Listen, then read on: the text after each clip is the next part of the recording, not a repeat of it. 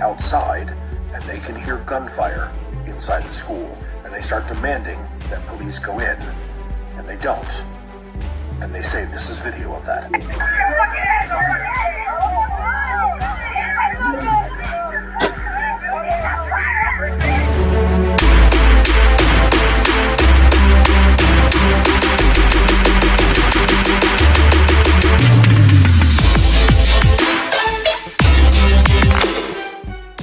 Is the Chief Executive Officer of this corporation called the United States of America.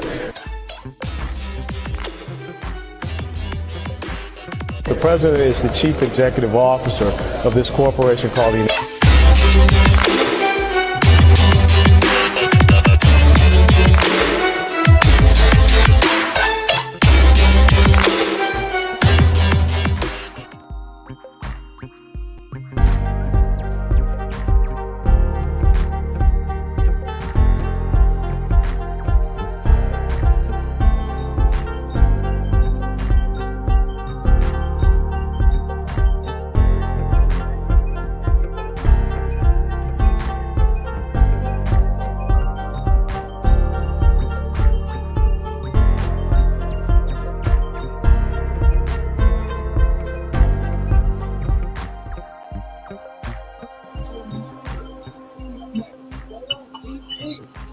Good afternoon, brothers and sisters.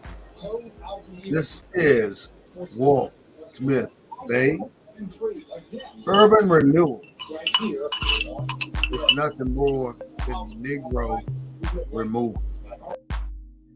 And that's what we see happening in our communities all over America today. Today's topic is gentrification in Black. And just to start us off the right way, I want to just give us a grand opening and a grand rising to my fellow co-hosts, whom I'll bring in just a second. So this is from the desk of the emissary, the Black News Network, the real voice of Black USA, broadcasting live on Sunday at 3:30 p.m. We do not own the right to the music, but we do own the rights to what we say. Please listen and learn. Coming to us from San Antonio, Texas, we have the one and only Mr. Chuck Slaughter, who's our co-host today, as well as Mr. Claude Foster, coming to us from by way of Houston. So I want to say welcome to you, brothers, and I want to say thank you so much for being in attendance today for this gentrifying conversation we are going to have. And as usual, there's some background noise going on. Huh?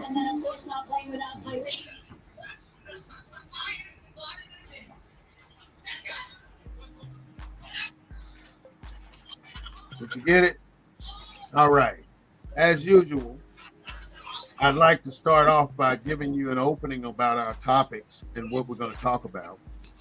And as I said a few seconds ago, urban renewal is nothing more than Negro removal, because it's happening all across our country today in all of the cities that you see scrolling across the bottom of the screen.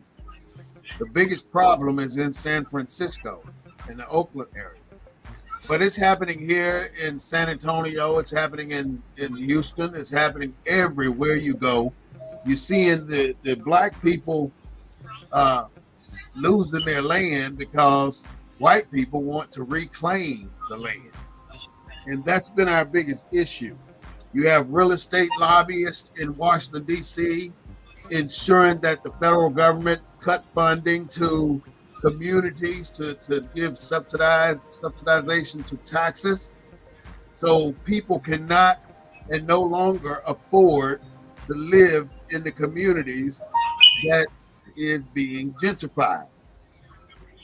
The one thing I wanted to make sure we all saw for my listeners, the process whereby the character of a poor urban area is changed by wealthier people moving in, improving housing, and attracting new businesses, typically displacing current inhabitants in the process. And in 99% of the cases, it is our people. So with that, I would like to give Mr. Chuck or Mr. Foster an opportunity to come in and start telling us your opinions of this gentrification process in our community. Either one can take the floor.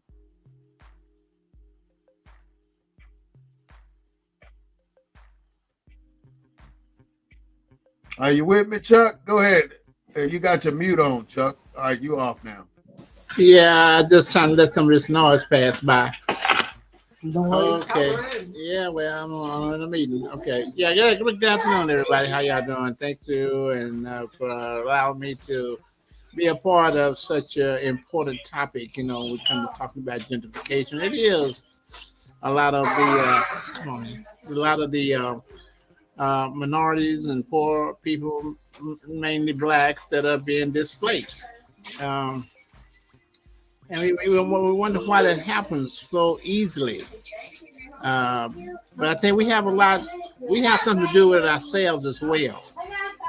You know, we don't protect what was left behind for us from our ancestors. I mean, Charles Williams spoke about that several weeks ago. We went down to his museum and we talked about it. And he said, man, they had the same opportunity everybody else. They had to protect what's theirs. So these people come in here and all these properties that's being there dormant and being ate up by the taxes, and the people will come in and they'll buy the properties up real cheap, you know, and then they'll sell them back to you at a very high rate, high price, the land. And then they go in there and like those buildings sitting right behind you there. That's all over the east side of San Antonio, flat tops and stuff like that. And they rebuild those buildings, and they run it in the neighborhood of what you bought the house for when you bought it. When your parents bought it a long time ago, they might have gave, $50,000-$60,000 for it. But now, when they build these homes on, they're looking at $350,000-$400,000 for some of these homes over there in that low-income community the footprint of the east side. So what's happening? Yeah, they're moving them out, but I always try to see is there a silver lining somewhere within that, because the people that is being moved out and they're moving into another area, whatever, but that area they're moving into is a step up from where they're coming from in a way. Problem is, 20 years from now, the area they moved them into is going to look like the area they just moved out of. So the people got to change their way of thinking and, taking care of what is theirs. If my ancestors went out and worked and investing in properties, trying to increase our family wealth, and then we sit back and let it get away, that's got to be on us. Okay, grand opening, Mr. Slaughter. Mr. Foster, come on in and tell us what's on your mind today. Well, I know what's on his mind. You know what's on my mind. I mean, you just can't ignore this racist government, past, present, and in the future, that created these so-called ghettos. It wasn't just urban renewal; it was also highway building. And you got to remember, back in the day, the focus on with HUD and all these agencies was building homes in the suburbs, building homes. That's where the jobs were. That's where the whites were. They built these massive suburbs, and in order to get people from the cities to the suburbs, they basically just went right down the middle of black communities, and basically just destroyed black communities, separated black community, and basically created the I won't say ghetto, because this ghetto is a 60s term, but created the communities we have today. And now we got gentrification. But people don't understand the role that HUD played in terms of this whole system. HUD, these programs, they built these public housing locations, monitoring systems, fixed it so residents that had a minor infraction couldn't even be on the grounds. They created this criminal justice complex that we got. They created this morass we have within the families. It was all created by our government. And the sad part about gentrification is it's the lack of our government, the people that we elected as a result of Selma, Alabama, as a result of the Voting Rights Act, are standing by and doing absolutely nothing while gentrification takes place. See, when the government destroyed our communities, we didn't have people that look like us. With gentrification, we got people that look like us that should be defending us from gentrification. Because what gentrification is doing, you're bringing white folks back in the black community and basically criminalizing the residents that are there, because black folks do things different than white folks. What's normal for us is abnormal to white folks. And they're picking up the phone, calling 911, 311, and every other kind of one that they can call. I'll give you a good example. The gentrification that's going in here in Houston. There was a business that's been operating for 30 years, a gym. They played music. The black community was comfortable with it. White folks moved in, and now it's nothing but noise complaints. And so our whole lives are being upended, and the people that look like us are sitting back and doing nothing. We didn't have people that looked like us in the 40s and 50s when they was destroying our communities. We got them now. So why is it happening today? It's called gentrification today. It was early urban renewal back in the 50s and 60s and 70s. Some of the biggest, go ahead. I'm sorry. So I guess that's the question. What are we, what are in fact, our elected officials are kind of participating in this mess. I was talking to Chuck. You got your state representative right there in Houston, in San Antonio, playing the low income tax credit game, because those displaced residents got to go somewhere. They're building the low income tax credit housing right oversaturating right there in a black community. In Houston, it was so bad. You had a black mayor get a violation of the 1965 Civil Rights Act because Houston was putting all the low-income housing in majority minority districts. The government told him to stop it. So he came up with a scheme and created so-called these special areas of the city where they gave points if you built housing in the areas to ensure in the competitive system that the low income tax credit would continue to be built in majority black communities. So I'm just, for me, I'm saying, what are we going to do about it this time? It seems that we're participating in it instead of fighting it and standing up against it and making sure that the people in these communities are not displaced or moved, because the renters will go wherever the housing is built at. The people that are being displaced will go wherever they're building affordable housing. And they're doing it right under the nose of our black political leaders. And you have not heard one policy agenda of either party to address it. Well, let's take it back to something you said earlier, and something Chuck was relating to. They took the interstate highway system and they cut through every black community that they could find to drive this highway through.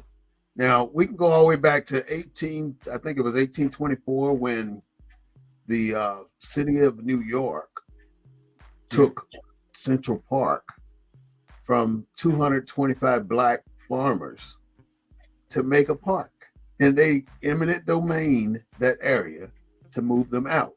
So what I'm seeing here is they put, when we have a neighborhood, it's not because we chose that neighborhood. Every neighborhood that the black community has was given to us. We didn't, there are some that are isolated incidents, but for the majority, if they're in a city, they gave us that particular neighborhood. And in, I'd say 8 out of 10 major cities in this country, the black neighborhood is on the east side. The Martin Luther King Boulevard is on the east side. And what that does, it signifies poor people. Don't go over here if you're a medium to high income person. You don't want to go live around the Martin Luther King Boulevard because that's where all the Negroes are. So that's where all the public housing was concentrated, in the black areas, because you had little or no black resistance. We didn't have no black elected officials. You got no resistance. And that goes to a big systemic problem that we have, Club. We refuse to get involved. And the more we resign ourselves from politicking, I mean, we have no say so. I mean, whoever controls the purse controls the law and controls the people. But if the politicians are doing to us now what was done to us then, before we had politicians that look like us, what recourse do we have? We don't have only recourse we got, in my opinion, is to get involved, because we are not participating. We're saying, the kids nowadays saying, I ain't got shit to do with these politics. I don't want to be fooling with them. They don't want to lobby. People don't want to go down and discuss things with city council. All of these things are what keeps us in the condition we're in. We know the truth, but we do not want to respond to the truth. We'll react to a situation, but we don't react or respond in a way to gain a different perspective from the people that are employing those conditions onto us. But how can we react though? I'll give you a good example. They're getting ready to redo 45 through Houston, okay, Interstate 45. They're gonna displace hundreds and hundreds and hundreds of black folks. Again. Now, the political leadership, they supported the community to a point. They complained to the state, but the saying goes, you can't fight if you can't fight City Hall, you damn sure can't fight the State House. If you can't win, if you can't fight the State's House, you damn sure can't fight the White House. And So so anybody trying to put up a fight? I don't see it. Do you see it? No, I don't see it because we don't. I think when Black people think that they've gotten to a comfortable state in their lives, they don't give a damn what's happening. Well, it's harder to see today for the reason you just said. It's because back in the 50s and 60s, we were all affected. Mm-hmm. We're not all affected now. The people that Derek Bell talks about, the people at the bottom of the well are the ones affected. The ones that are screwing them are well, you know, that's who's doing the bidding. I mean, the people that are building the low-income housing, the people that are signing off on the housing to put them in different areas of a city. What I was trying to say here in Houston, complete communities. The mayor created this facade, so-called complete communities, where you got extra points if you built housing. If you was a low-income tax credit developer and you was putting housing in those areas. So instead of saying we're gonna just put them in minority areas, it's give the illusion that the system is fair and not rigged. Because before a council member could say, well, I don't want low-income tax credit in my community. They can't say that now. He created this competitive process. You got the same thing in San Antonio. It may be a little bit differently. But those low-income tax credit developments, all they're doing now is creating Black poor areas like they did in the 50s and 60s. Because wherever you saturate, they call it workforce housing. They call it workforce housing, right? Let's take it back a little bit. I want to go back to how it really gets started. I mean, to me, they put Black people in communities where they feel like they don't want that land right now. So they put you in these communities, and then when they put you in there, you develop it, and it goes 10, 20, 40, 50 years, nobody bother you. And then all of a sudden, here comes the gentrification. So now they got to displace people. So for instance, Wheatley Courts down here in San Antonio, housing project ran by the city, and it was there for a long time. They just tear it down and build a new one. So everybody that was in there had to be displaced. Everybody they're being moved to the east side. That's where they're being moved to. Well, they moved them out of Wheatley Courts, right? And then they moved them over to Walsham in that particular area, just up a little bit more from the east side. Still on the east side, though. Yeah, that's what I'm saying. All that's happening today is a repeat of what's happening in the past. Today we just call it gentrification. Back in the day, it was called urban renewal and stuff like that. They deliberately put certain type of housing in Black communities because there was nobody to fight it. They're deliberately doing it today, putting it in Black communities again today. Those communities are going to be devalued. They're going to go down in wealth, and you're gonna create the same thing in a different area. Going to come in, and then they're going to take that property at little or no value. Look at the place, that lot right beside where I had my business. That lot was at least 2, maybe 3 acres, and the church right behind that lot owned it. They sold that lot for $50,000. Yeah. Now the developer came in who bought that lot for $50,000, built one house, sold that one house for $385,000. So now he's recouped his money. Now he's built the second house over there for another $300,000. So But that's the gentrification part. I'm talking about the part where, like you say, low-income tax credit housing is built in the Black community, but further down Walsham. I'm saying that the system is repeating itself, the same structure.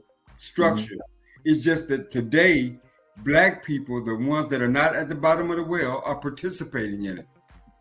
In the gentrification. Right. Whereas before they wasn't.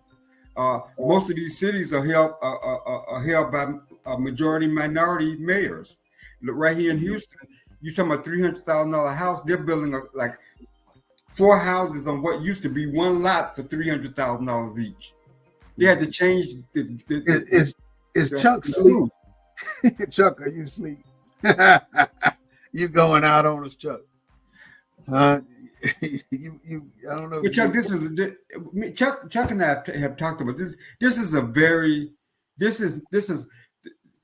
sad part about this subject is, Brother Bay.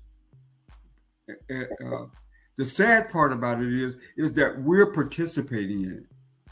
We are benefiting from it. The black middle. But who's suffering from it then? What about all these people that get moved out of the places that they grew up in, that their parents grew up in, that their grandparents grew up in, and now all of a sudden here comes a developer with 50,000 saying, "Hey, let me get this off your hands. Here's a lot of cash I'm gonna give you, and you can do whatever you want with that cash." So that developer buys this beautiful 3-4 generation property for pennies on a dollar, comes in there and redevelops it and sells it just that quick and makes quadruple the amount of money he paid for it. Now the people that he displaced cannot afford to move back into this community at all. The same with Ely Court. The people that they moved out of there to put those new buildings over there, those are not the same people in those buildings, the new buildings, because they cannot afford the new buildings. Now, in some cases, now it depends on how it's working. Like in some places, they are putting in, so they don't have the. So you got the gentrification, but they're also building affordable housing in those areas as well, so people don't have to leave, so that they can stay there and they can. You saying they buying the houses or they renting the houses? They're affordable housing being built, but there are also affordable rental units being built. Because, I mean, so people can stay in their communities. Because our people are not buying those houses. Our people are renting, and that's what they want. They destroying the ownership of black people in their properties for rental properties, and that's where they want to keep black people in rental properties, paying the white folks the money so they can pay their mortgage for the house that the black folks live in. Well, like and I just said, white folks. Barbara Hawkins owns multi-development. Yeah, she owns half of damn San Antonio over there. Low-income tax credit developments there, and where she put them contributes to the problem that we're talking about. Because she's not putting them on the north side, she put them on the east side. She putting them in Chuck's area of town. So, like I said, the people that look like us are participating. Today, what makes them different? They're no different than anybody else that's out chasing that dollar. Just because they look like us, they don't make them They're different. supposed to be by us and for us, and because we put them there. So they should understand these policies. They should understand the reason why you got to, like I just told you, the mayor of the third largest city in the country got found guilty of violating the 1965 Civil Rights Act based on his policy. I mean, did you expect anything different though? Well, what I'm saying is it ain't just the white people.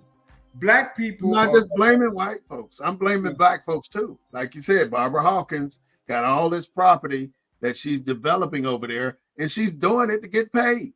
Why? I mean, certain people like Ivy Taylor, when she was mayor, her and Rodney probably bought up 25 properties here in San Antonio while she was mayor. Yeah. You know, they get in these positions because and they get the inside story. Capitalism. And they take care of themselves. And why? I mean, that's been the cycle of our people for the last 100 years. The white people give them a little edge way up. Somebody make a little money. A white guy from your state, Mississippi, said this, and I could quote a lot of other people in the period. He said, "Putting colored men into office in positions of prominence will gradually lead them to demand social responsibility, social equality, and to intermingle by marriage with the whites." So what I'm saying is, there were things said about us and what we would do when we got power. But that's how it works. In Wilmington, North Carolina, when blacks first got the right to vote, 80% of the city was ran by black people. A mob of over 200 white men got together and made those people in public offices resign. And then they ran them out of Wilmington, North Carolina. And they did this because they had the power.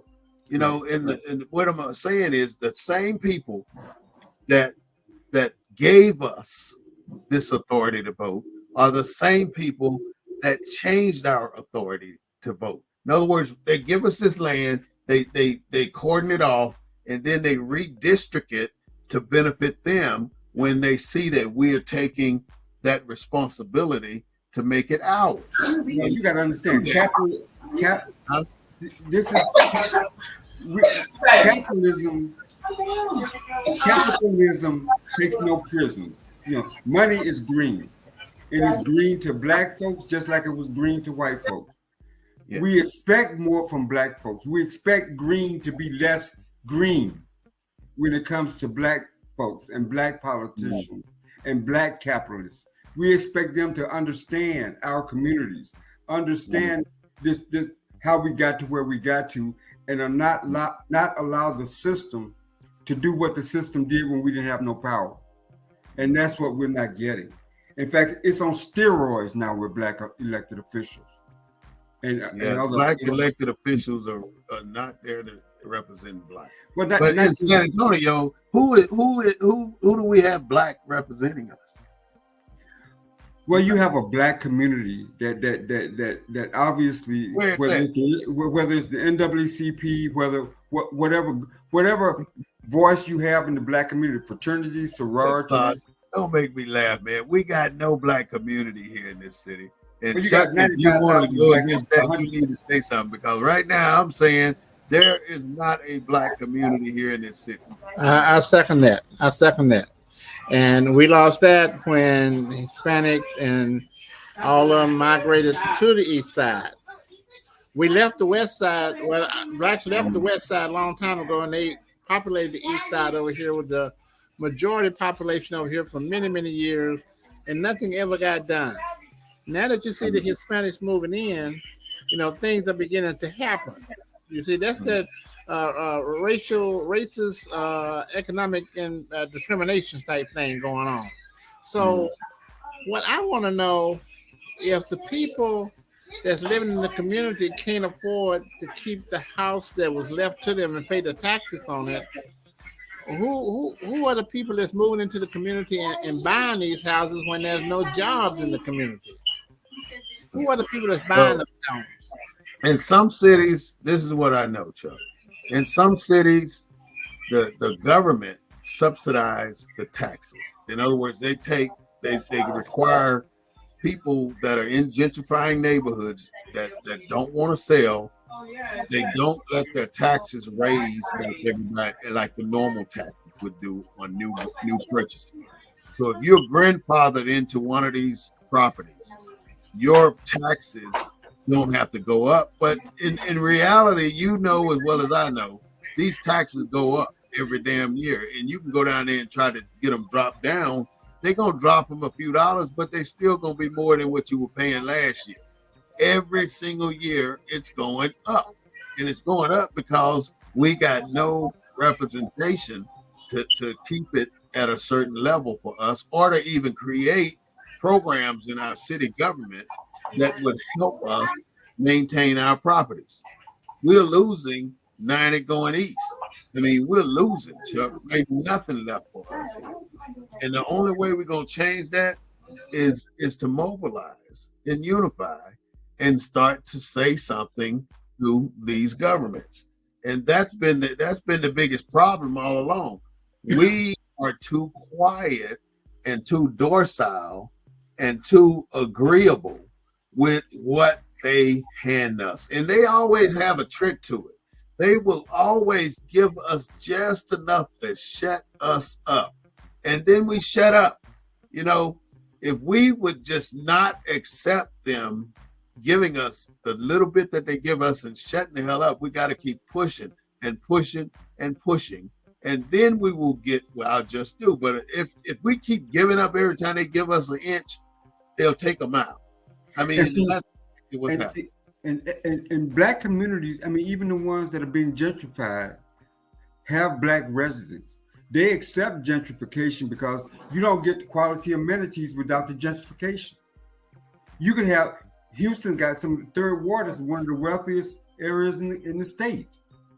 But before white folks came in, the HEB looked worse than the HEB you got on the east side there. And there was no quality amenities. But when they started with the gentrification, the city of Houston spent $13 million to buy land for $1 billion company to build a modern upscale HEB because white people was complaining they didn't have no adequate place to shop. Does it benefit the black bourgeois that continues to live there? Yes, it does. But until you get them white faces, you're not gonna get no decent places to eat, to shop. Till you get white faces, you're not gonna get decent places. Right. I like the way you said that. You're not. Show me a place where you got it. Yeah, it ain't. And our power elected officials, the state of Texas got all kind of economic incentives to force to entice businesses. The federal government, Bill Clinton's new market tax credits, Trump's opportunity zones were all designed to attract businesses in the black community. But what kind of businesses do they attract? The kind that we don't want, the kind that we already got enough of, service stations and liquor stores and that kind of. So my question is, where do our children go once they have been displaced by this gentrification? You know, they've been there in this community 3 and 4 generations, and all of a sudden our children, our grandchildren, cannot grow up in the same neighborhood that we grew up in. We got to move them somewhere else. And they go wherever the housing is available. They go wherever there's cheap housing, and the cheap housing looks like us. The affordable housing are in neighborhoods that look like us. That's where they go. You got people right here in San Antonio been on housing for 30 years. 30 years. Yeah. So that, and then the grandmother is on housing, the mother is on housing, the child is on housing, the great-grandchild is on housing. And it's just generation after generation of milking this particular systems, and then got the nerve to complain because you got roaches. I'm just saying shit like that. Well, right there in Selma, right across from Brown Chapel Church, you got Nathan Bedford Forrest, the white racist Confederate general, NBF homes. Those homes are still there. They will not tear them down because now they're almost historic as the church is, as Brown Chapel is. But those homes are named after a racist. But when I was growing up in Selma, that was some of the best housing in the city because the housing in the black community was neglected, it was old, it was run down for the most part. They didn't start building new subdivisions, at least in Selma, until the late 70s, 80s. So they never built up our communities. No, they never fixed the streets. They never put sewage drains in. Look, they just not put a sewage. We got elected officials that look like us, and you grew up in Mississippi. We finally started to get paved roads, street We lights. still got a gravel road in front of my house, and I've been in the city for 40 years. Okay, someplace. But, you know, and it was based on the effectiveness of your. And you pay taxes every year. Yeah. But you don't get the amenities. Let a hole get in the white folks side of town. They'll fix that damn hole before the sun go down. Over here, in the black neighborhood, you got potholes that's been there for 20 years. So short of a political, I don't know what, short of, that's why I keep bringing almost every topic we talk about, I bring up politics because it's not working the way we envisioned it to work. It's not meeting the promises that were made to us when we elect people that look like us. They're in the game now.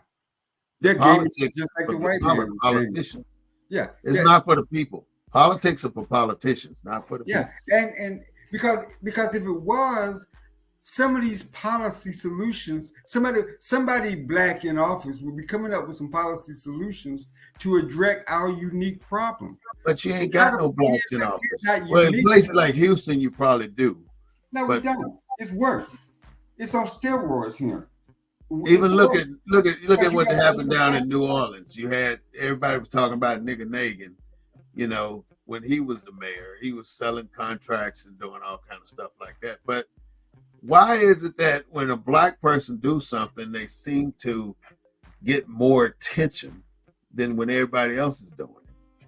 I mean, black people come in and do the exact same thing their predecessor did, but the black person is the one who's targeted. William Jefferson is going to get ostracized for having $95,000 in his refrigerator. You know, it was elevated because he was black. How many politicians probably got $95,000 in their freezer, in their refrigerator? Look at the one that they just busted, where the wife ran over somebody and killed him, and then he had $500,000 in gold bars in his house. See? But ain't nobody raising no hell about that. No, he's a senator. He still got his damn gold bars. His wife's still walking around free when she done killed a person that allegedly had been doing business with them. I guess my argument, Brother Bay, is this. If this shit happened to us before we had people look like us, why is it happening to us when we got people that look like us? That's why we elected people that look like us. And so when Chuck said, and so the middle class of us see this. So can you imagine? I mean, we talk about why people aren't voting. We talk about all these kind of problems. People are not stupid. People, like Derek Bell said, people at the bottom of the well are not stupid. In fact, I think they're smarter than we are. Because they know it's a bunch of bullshit. And we're not holding elected officials accountable because of that relationship with skin color and that relationship with the past. And they're playing us today, and they will continue to play us until we stand up and vote like we got some sense. And vote for the best candidate. It's in the power of the vote. Now, I don't think, just like I was telling you about Wilmington a few minutes ago, where they moved all those black people out of office, that cannot happen today. I mean, if we can get black people to vote in numbers that they did back in those days, then we would have a force to be reckoned with. And but we can't get the numbers right.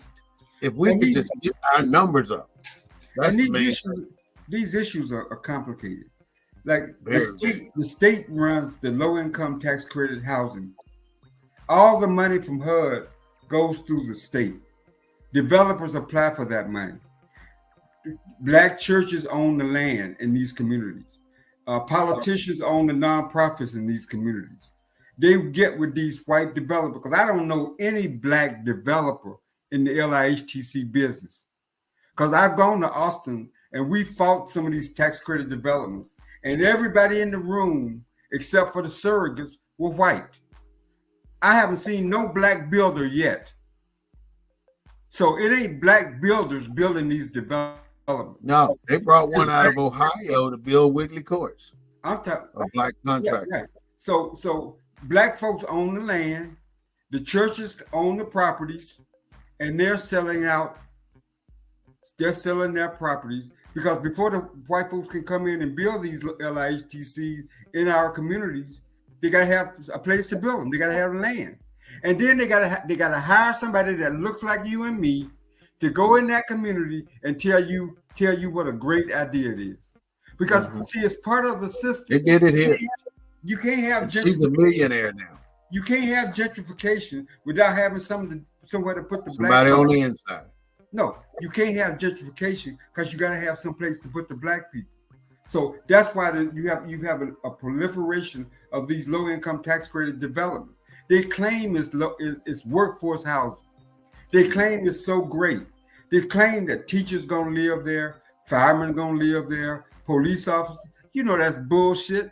Ain't no fireman, ain't no police officer, and ain't no teacher gonna live in an area where ain't got no quality amenities. You ain't got no grocery store, ain't got no doctor's office, ain't got no restaurant, facilities for the kids to go, ain't got nothing but housing next to a dump. and a dilapidated HEB, like I said. And a dilapidated HEB. So ain't no. They market it that way to sell, to convince you that it's a great idea. Mm-hmm. And black people, since we don't know this stuff, oh yeah, they even arguing with them. Oh yeah, it's gonna be for police officers. We're gonna have police officers in our neighborhood. And Chuck, let me ask y'all this: what are 2 or 3 things that can start us in the right direction? I mean, within the next 20 years, that we can get some things changed. Well, I give it a shot. So I can look up the background noise I got. It's gonna all boil down to economics. Okay. Now, one of the things I was thinking about here, we should, before we lose property, we should find somebody to buy it, sell it ourselves first. There are people out there to buy the property, take it off your hand, and then again, I understand it's in a lot of the what do you call them, the your ownership, home ownerships, your damn, I can't think of the name, but they have neighborhood associations. The who neighbor? No, not neighborhood association. It'll come to me in a minute. But anyway, the title of your home, they got a stipulation. Most white folks, and I learned that from George H. Bush when he had his farm down here in somewhere in Texas. They got a stipulation in that property cannot be sold to anybody except a white person. That's in that deed. That's what I'm talking about. Those kind of covenants are illegal. You can't have those in deeds now. They may have been in there in the past, but that's illegal. But I just heard about when George W. Bush was the president. Yeah, you can't do that no more. Some things you don't even have to write. They're gonna keep it like that anyway. Right. They know it's been that way so long. They know to do it that way. We need to start practicing. They need to teach our people. Hey, if you're in trouble with property, about to lose it, we need to have somebody ready to go in there and buy that property. And do something with it. So they don't just lay there dormant. Somebody gonna come and get it. They're gonna pay a price for it. And when you do that, you protect your property in the long run. That's a big issue because nobody in our community will stand up and do something like that unless they're a politician. And the main person that we worry about right now is Barbara Hawkins. If something like that came up where you give it to the black people first, guess who's gonna get it first? The politicians gonna get it first, and everybody else will be left out. But I think we're more. We don't want to be bothered with no more of this shit in our country, even though we know we're screwed. We are not screwed because we done made ours. We want to sit back and act like ain't shit happening because we have made our money. But now you got all these kids coming up behind us, and it's only going to get worse for our children and their children. It's not going to. We've had it. We're going to get it. Our young people today us get no better as a culture. Not in the condition we're in from this day forward. Unless we make some drastic changes. And these I saw something on social media where it said that the top 10 richest cities with the richest black population. Houston is number 8, San Antonio number 7, Austin number 3. So there are black people in San Antonio with money. Yeah, they are. So why aren't they buying up the property? Why aren't they? They don't live in San Antonio. They won't. They work in San Antonio, but they don't live in San Antonio. Well, where they live, Chucky? Out in the suburbs. Well, it says they live in San Antonio, so. Well, I guess Redland and what's the Stone Oak areas and like that. That's where most of the wealth is, North San Antonio. And that may be true, but they got that. But what I'm saying is the wealth is in San Antonio to do exactly what you're suggesting. That there's wealth in San Antonio in black people's hands to do what you suggest needs to I be think, done. and I think it's fixing to come my way too, because Floyd Wilson, who's a vice president or something down at Frost Bank, black man, had blew me off at first, and then he said, "Well, I got a friend that I'm gonna talk to." This friend he talked to apparently knows me and knows of me, and said, "Well, yeah, I'm a little busy right now, but I'll help him." And then this brought Floyd Wilson back on board. So now come January, But but see, January, we're going to have a conference with two financial people to get the African American Capital Reserve Fund up and running. here's the thing that you miss.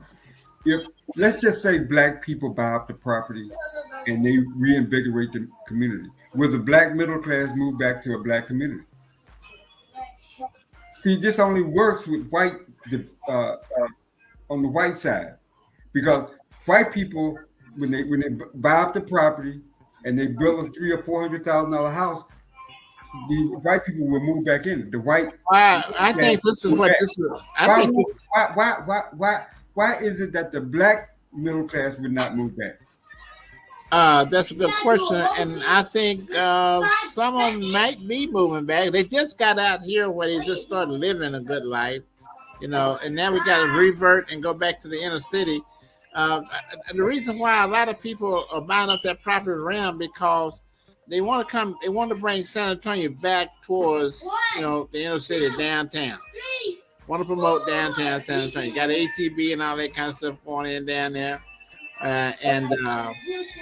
So the Alamo Dome is in the future will be considered the center of downtown. So that means it's going to be growing northwest, southwest, and east, and like that, to make that the center. I remember when this here project started back in 1995, and the corridor was from W.W. White Road all the way down to I guess LaSawyer Street and downtown, that little Houston and Commerce corridor there, and from 35 on the west side, and I-10-90 on the east side. So that was the zone that they've been working in, and they said by the time they finished that, the Alamo Dome would be the center of downtown. So they've been working on this for a long time. So you've already said sell ourselves the properties. And in order for us to sell ourselves the properties, we've got to have significant people engaged to sell to. But right now, we don't have that. So it's got to be something bigger or something more simpler that we going to have to do to get something. Because ask yourself this question: in certain black communities, I mean, you got wealthy black people on the east side now. You got wealthy upper middle class black people on the east side. But being black is not bringing the quality amenities. The quality amenities only come when you bring in white folks. Because you got black people there, you got black middle income people there. Don't they deserve a better HEB? Don't that community deserve better amenities? So bringing more black faces there ain't gonna change that, because you already got black middle. The only thing that's gonna change that dynamic is white faces. The world knows it. Developers know it. Black folks, So Clark, when the black people have the community, and then the white people come in and start to displace the black people from the communities, you're saying that's the only time that the amenities is gonna get better. Right. They don't displace the wealthy blacks on the east side. They displace people that have been renting, people that don't own their properties.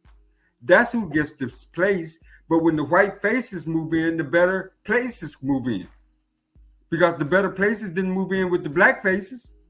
Yeah, I gotta believe you on that one. It's the But reality. You can come right here in Houston. I mean, everybody wants to use Houston as an example because Houston got so many black people. Most of them are in the suburbs, and the black faces in the third ward were there, and there wasn't no proper HEB. They built a little shabby HEB. You couldn't even hardly move around in it, because black people with money, you know what their attitude is? well, I can go over here to the Galleria area. I can drive over here. Until we get a sense of who we are as a people, until we see the value in ourselves, nothing's ever going to change. Because those of us with money will always exit out because you can now because of the civil rights movement. So you always exit stage left. If it ain't in the community, I'm gonna exit stage left to go get it. I'm gonna exit stage right to go get it. And the people that that's part of the problem. See, that is part of the problem. Instead of staying your course and staying home and reinvesting in your community and building it up, you will run to where it's already been built up by somebody else. So you don't have to do the work. But see, it's something you're missing. The people that on the east side, the middle income, the middle class people, the upper middle class people on the east side, them the ones that don't want the damn low income tax credit being overly built in their neighborhood, because they know if they can't bring quality amenities based on their economic status, bringing more low income people into the community ain't gonna bring none. No, and I think that ain't the answer. The answer is to bring in more good paying jobs so that people can stay in their homes. That's what the one of the cornerstones of what we need to do is economic power. Good paying jobs started this shit in the first place. That's why you got the suburbs, because the jobs didn't want to be in the cities where the black folks are. They moved to the suburbs where the white folks were. That's why we got this mess in the first place. Hollering for good paying jobs. Do the white folks have an inner city, poor inner city? I don't know. I mean, do they? Is there one in San Antonio? Black folks don't have a poor inner city. All inner cities are mostly they wouldn't call it inner city because that's associated with black folks. It'll be called a trailer park. They got trailer parks, but they don't call it inner city. Yeah, that's associated with. So let's look at Harlem, New York. Right, at one time it was nothing but it was black from A to Z. Black. You've been to Harlem. Now Bill Clinton goes through there, and now more white people live in Harlem than black people, and they got better stores. Same thing in Chicago. And what did he do? That's called Bill Clinton went there and brought jobs and invested in it and brought jobs to him. Bill Clinton ain't brought no jobs. He didn't bring no jobs? Bill Clinton brought gentrification. Them white folks already had jobs. They didn't come there looking. People don't come back to the inner city looking for no job. They already got jobs. They come there looking for property. For convenience. Property. You're right. They didn't build no new. Harlem didn't get no new factories. They invested in those inner city communities, and they're staying out in the suburbs where they've been staying out all along. Black folks if we had kept our black asses in the South and not gone north, we wouldn't be having this problem today. Where the hell we gonna see it in the South? We got black folks in the South right now doing 10 times worse than most black people out here doing. But what I'm saying, black folks in the South at least have their land. They had their own. Now, because when we went north, we didn't own nothing. Everything was owned. We was in tenements and shit owned by the Third Ward. What ain't a traditional black community that was owned by the Jews. The Jews picked up and went over there to Braeswood, took their school and everything. That's what black folks moved into. There wasn't no black neighborhoods. They moved into leftover neighborhoods. That's what you said. Black folks, they was renting houses to black folks with no air conditioning in Texas. And with the gentrification, when they're moving them out, they're going into another neighborhood that is been used before. They're not going to new like you just got to say. They're going to another neighborhood. This discussion is one. You asked for 3 things. This discussion is one of them. Because we don't have these kind of discussions. Because the politicians ain't having them. I mean, you in San Antonio, when you had a discussion, a broad discussion led by an elected official in San Antonio about gentrification? No, because they're part of it.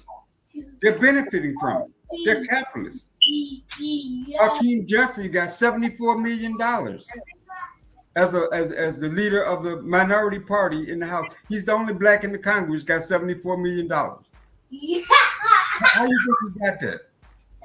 $174,000 salary. Hell, you can ain't that much investing in the world. He's the only one. And so the same thing's true at the local level. Black folks create these nonprofits. They got this. They buy up this land, and then they sell them to the highest bidder. Capitalism at It's work. all about the capitalism. It's It's all, the money. unless we hold them accountable. Unless we But we can't hold nobody accountable if we don't get involved. I mean, I'll say this to the day I die. If we don't muster our vote as groups, as unity, we are going to be doing just what we're doing now, discussing these issues. But what do we? I mean, Time on it. how do we know what to vote for? The system. How do we know what to vote for? You decide. For instance, man, this is what I've always envisioned. If we ever get enough people that can unify, then that group can go and analyze whatever is going on and then pick a particular route to take and take it. Right. But if you're out there, one over here, one over there, you ain't getting nowhere. Because let me just tell you something. I looked over some names the other day, and I came up with, I'm going to just read you these names, and you'll start to see the pattern.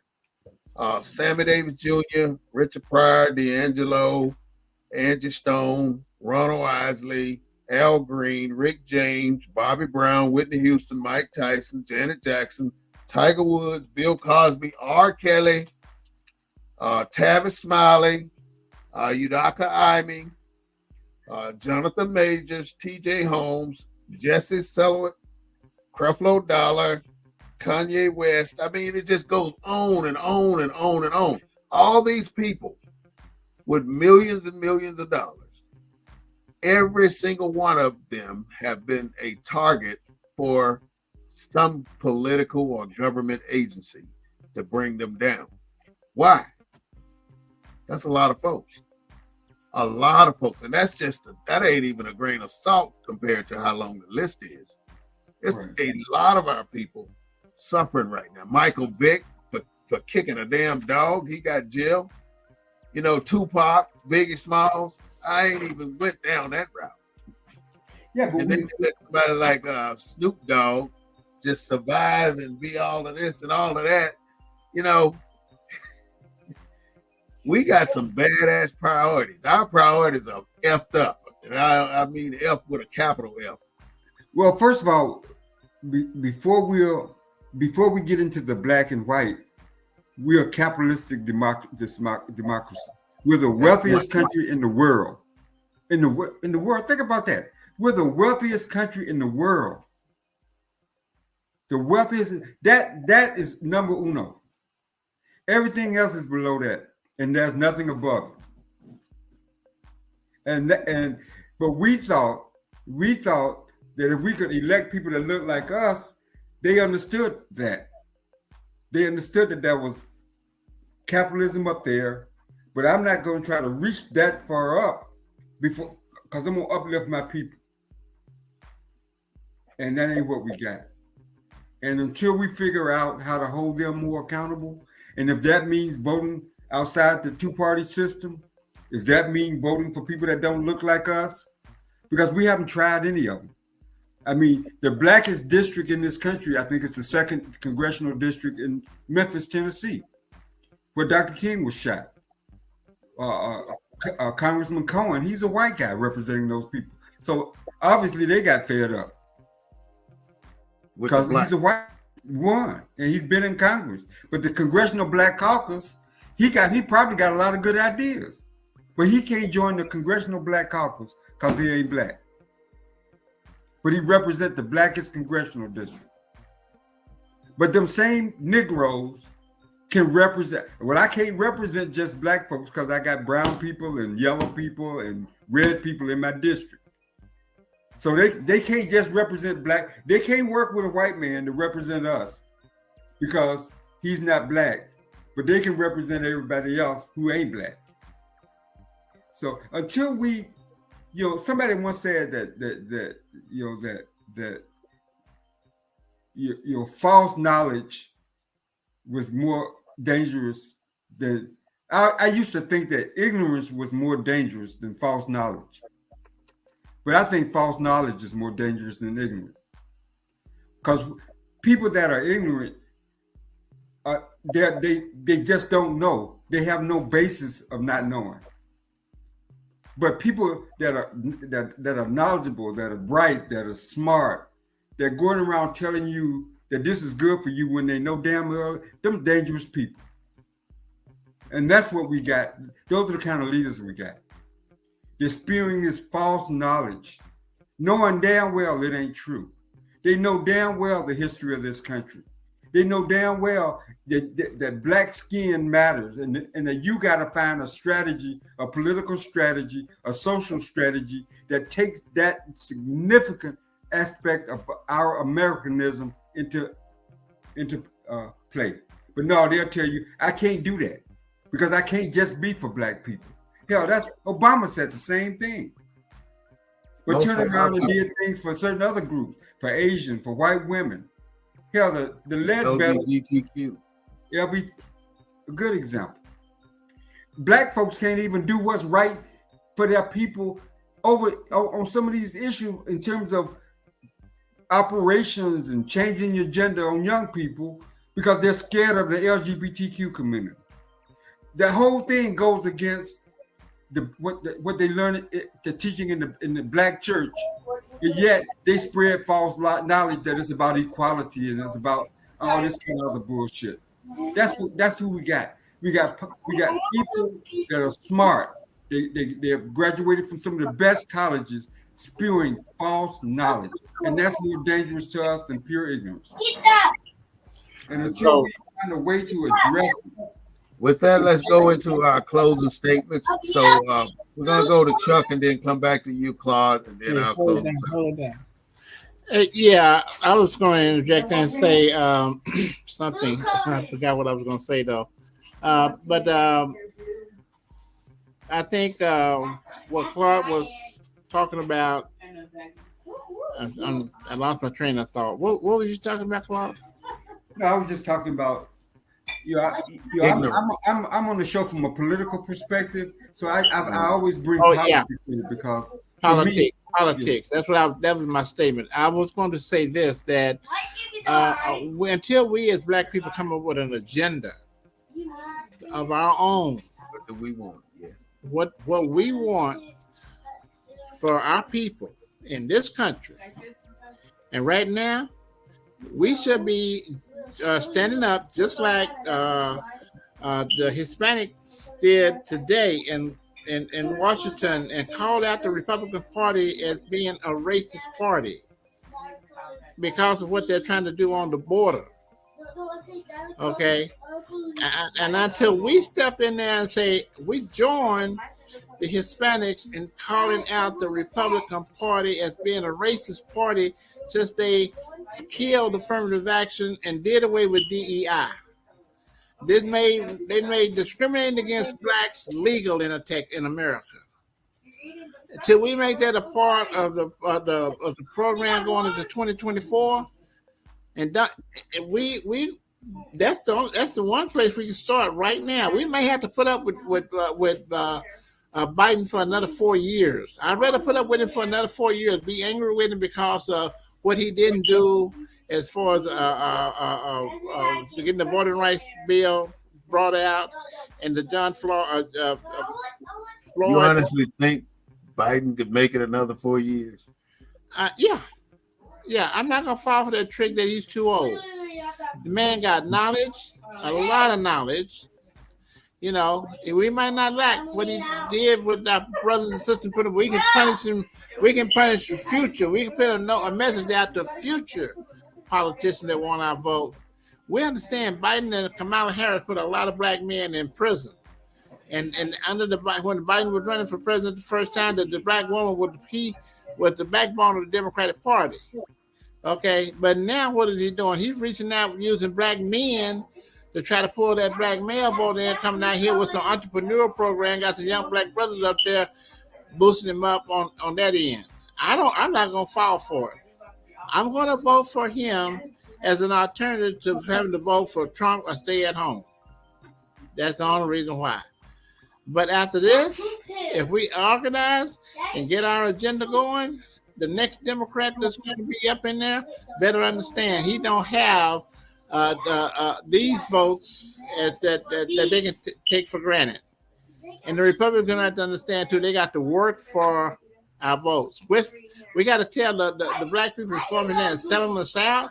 Stop selling us out. That's all we ask you to do.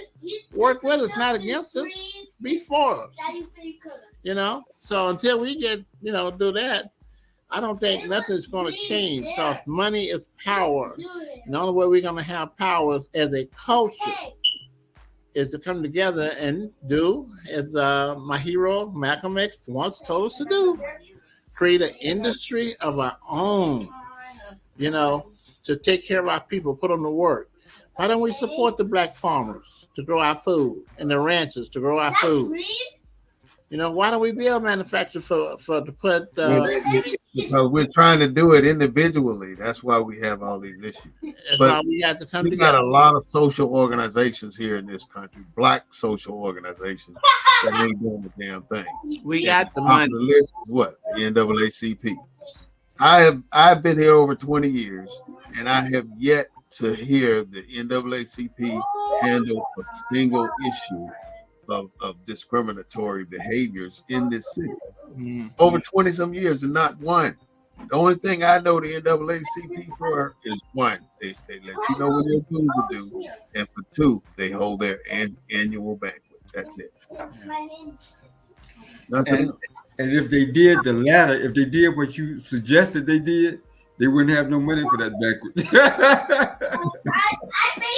That's why they become commercialized. I'm just being real. They did some big time lawsuits. If they fought the mouth that fed them, they wouldn't be fed, and you wouldn't be fed at the banquet. So that's a real until we support our institutions, because they got to get money from somewhere. But they don't. I mean, why do we keep pouring our money? Let me just tell you what I've been thinking about the last couple of years.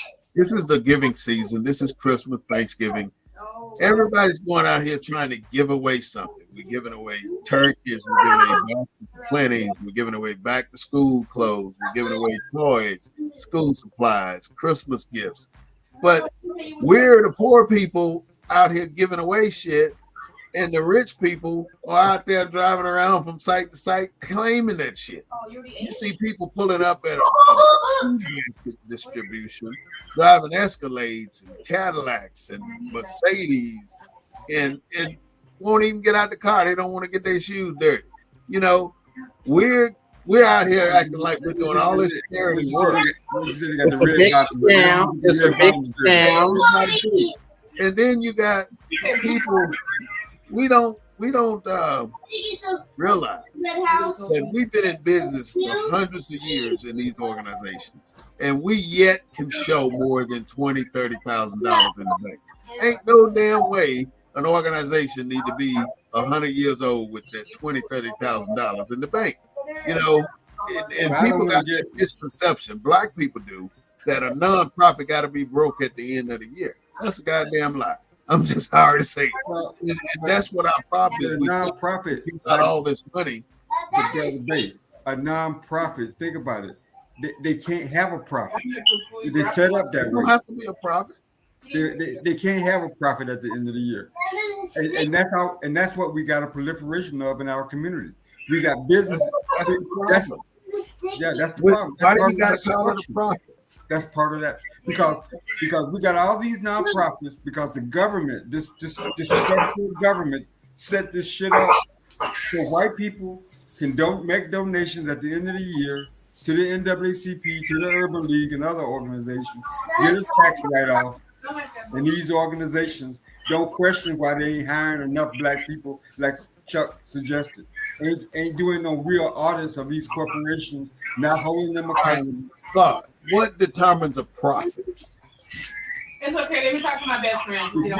If you had a business, what determines a profit? How much money is your business making? That's a profit. Well, after you pay salaries, after you end the year, gas, with your net in the green, you technically not a profit. So if a nonprofit did every year went to zero balance because you could not have a profit, and 1 penny over your net would be a profit, then you are in violation of some code. So that concept to believe that you can't have a profit as a nonprofit, it don't make no damn sense. You can't go out and solicit work and get paid from contracts as a profit, but you can take as many donations as you want. The Red Cross is a nonprofit. They got CEOs making trillions of dollars up there, millions of dollars. So and they got big money and they collect money all year long. And I know they don't do that all year. So how come we are so bent around the horn about being brilliant as a nonprofit? If you want to go change the tax code and the tax law, I mean, it ain't for me to change, but it's for me to recognize game. Why are we allowing them to keep playing this game on us? We're the most giving, kindest, believing people on this damn planet. We believe all this bullshit about Christmas, all this bullshit about Thanksgiving, all this bullshit about Valentine's Day, all this bullshit about Easter, all this bullshit about the 4th of July, all this bullshit. We believe it. It's traditions, brother. It's traditions, not bullshit. It ain't ours. I didn't say it was ours. I say it's traditions. And I bet you if you go out there on that base, out there on any of them military bases and talk to black people, they say, I love these traditions. Why you celebrate Christmas? It's tradition. I love it. And you ain't gonna make them change it. You ain't gonna get them to stop celebrating it or nothing. So it's just part of. But I'll just say something briefly about the program. I was at a little family gathering, and I pulled up one of the shows, and it was about 15 or 20 people there, and we used the show, the discussion from the show, at that gathering. And all those people got knowledge and got new information that they never had. I sent my niece out in Virginia the link to the show so she can go look at it. Now she's going to look at it because I'm on the show, but we're talking about some heavy, and I think that's how we began this movement of start the movement back, getting rid of false information, getting people to think. All right. And I want to applaud you for having the kind of agenda that you bring to the show, and allowing the freedom. I got a question for you. What is Black Friday? What is it? Black Friday? It's a corporate. It's a capitalistic day. It's a capitalist. What it is. Yeah, I know how we perceive it to be today, but the origins of Black Friday is the day after the Thanksgiving Day, the Thanksgiving massacre, right, where slaves are taken to auction and bargained sold. So that's technically what Black Friday is. Yeah. But we celebrate Black Friday like we crazy. We go in there and tear up shit for there was a person went into Target during the Black Friday sale, and they were pulling out some of the Black Friday sale stickers, and right behind the Black Friday sale sticker was the exact same damn price on the original sticker. Yeah. So they lying all the damn way to the bank.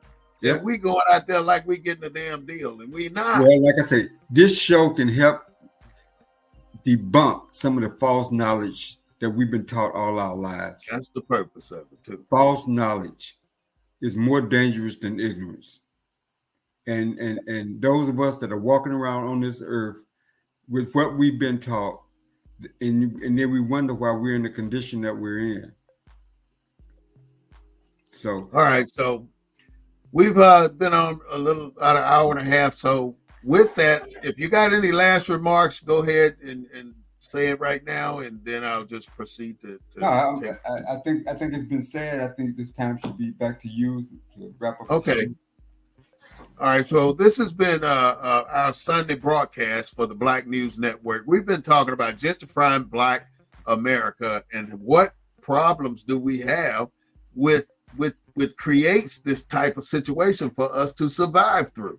I mean, one thing that I've gotten out of this conversation today is that we've only touched a grain of salt on the beach in our plethora of problems that we got to resolve as Black people. And the only way we're going to do that is like what Claude and Chuck has been saying. We got to communicate it, even if we don't come up with the solution at that moment. We talk about it. We put the thought out there. People can go back and reference this video and see what the thought processes are, and then they can come up with some collaboration and some solutions to make some of this stuff work. But the biggest problem that we need to resolve is unification.